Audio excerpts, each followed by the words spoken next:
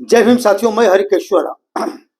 बिहार सरकार ने जो आर्थिक सर्वेक्षण कराया है, इसका मुख्य रूप से देखिएगा तो एक रिजल्ट सामने आ रहा है। पहला कि सवर्णों में गरीबी मात्र 25% है। जितने सवर्ण है उसमें से 25% लोग गरीब हैं, और गरीबी के नाम पर रिजर्वेशन दिया गया कितना? 10%।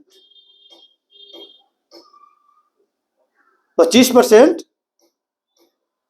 मान लीजिए गरीब हैं, दिया गया 10%, मतलब कि टोटल 15% आबादी है, तो 66% लोगों को इन्होंने रिजर्वेशन दे दिया। पहला तो ये मान लीजिए उसका पोल ये खुल रहा है।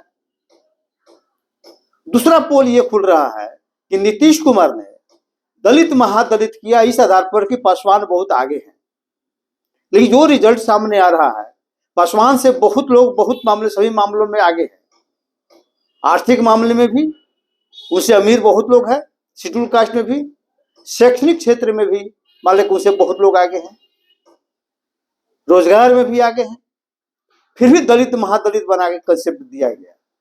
इस तरह से कहा जा सकता है कि ये दोनों कंसेप्ट जो है, जो नीतीश कुमार के द्वारा किया गया, बिहार में सवर्णों को 10% आरक्षण और दलित महादलित दोनों, मतलब एक तरह से पर्दा उठा दिया है। जो पर्दा छिपा हुआ था, रुश्ते में था, जो गलत तरीका दिमाग में रखकर इन लोगों को प्रताड़ित किया जा रहा था, शेड्यूल कास्ट को और पासवान को, ये पर्दा हट गया है। सवर्णों को ज्यादा आरक्षण दिया जा रहा था, इसका भी मान लें कि पोल खुल गया है। और अभी आगे आप देखेंगे कि एवरेज जो मान लीजिए गरीबी का दर है, तो एवरेज गरीबी में क्या है? एवरेज में आप देखेंगे कि 30% एवरेज गरीबी है देश में, तो 30% मान लीजिए कि है, और सवर्णों का 25% है। मतलब बिलो मान लीजिए एवरेज जो है औसत गरीबी है, उससे नीचे बिलो में मान लीजिए कि इनका स्थिति मान लीजिए कि है, उससे ज्यादा गरीब, एवरेज से ज्यादा मान लीजिए ओबीसी और ईबीसी के लोग हैं, और बहुत ज्यादा 40% से अधिक जो है, एवरेज 30% है और 40% से अधिक 42% समथिंग, और मान लीजिए उसी के आधार पर एसटी का भी है। तो इस तरह से आकलन मान लीजिए करने से पता चलता है कि जो 25% लोग गरीब हैं, उनको आपने 66% मान लीजिए उनके लोगों को रिजर्वेशन दे दिया।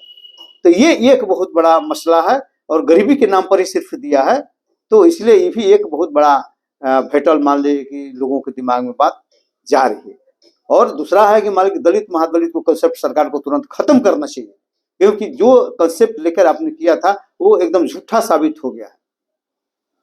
तो साथियों, इसमें आप लोग सपोर्ट करिए और इस चीज को आगे बढ़ाइए। जय भीम, जय भारत।